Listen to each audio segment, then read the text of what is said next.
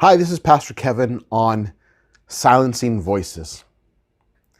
In our culture today, it seems like there are a lot of people out there who try to silence other people's voices, whether it be trying to overtalk people or turning down their ideas or even when they're trying to work through issues, neglecting their voice. It's a phenomenon that happens no matter what segment of life you live. Even in the church, we find this happens sometimes. And it's a thing for us as Christians, we're not to act in that way. It doesn't matter if the person outside the church is a leftist or alt-right and everyone else in between. There's always someone who tries to talk over other people. I've seen this several times, even when I've had conversations in the church with some people sometimes who think that their opinion is more important than the one that's being expressed by others. Either that or they don't want to hear, or they feel like what they have to say is less important, or they can't defend what they have to say very well. It's something that we as Christians need to make sure that we handle properly. It's important. There's one verse that says, to do unto others as you would have them do unto you.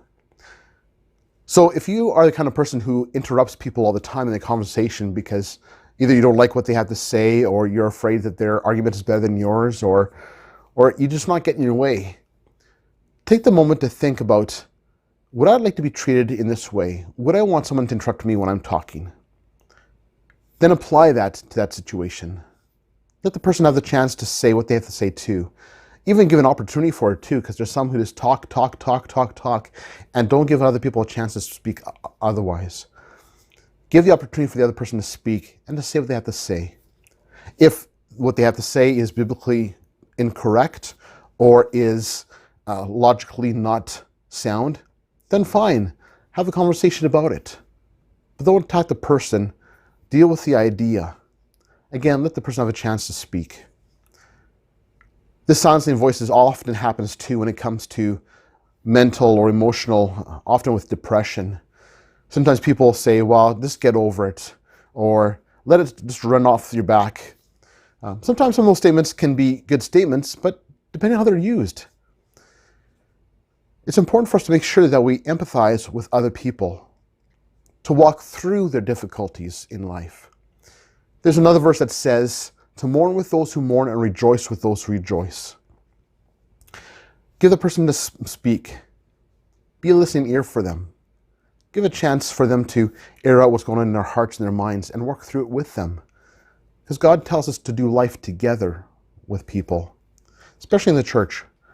We need to make sure that we care for people.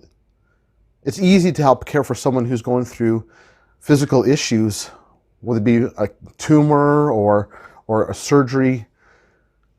But sometimes there's other hidden wounds of the heart and of the mind that you can't see. We as Christians need to do a better job of walking through with those people and caring for them and loving them.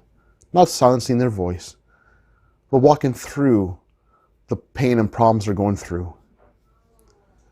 You know, in the story of Job, he had 3 friends who started off really well, walking through some of the mud that Job was going through with the loss of his children and a lot of other things he lost when Satan attacked him.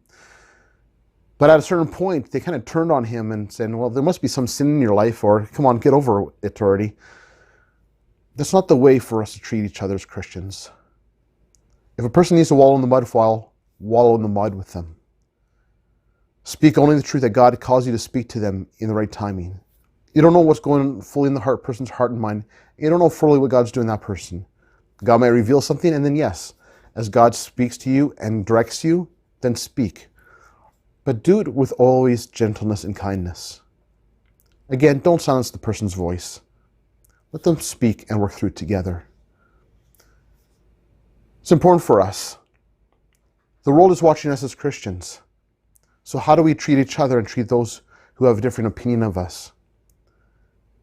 Be willing to listen. I'm not saying that you can't share your opinion or even to speak truth from God's word, but give the opportunity for the other person to speak and then speak to it in a kind and gentle way like God calls us to do.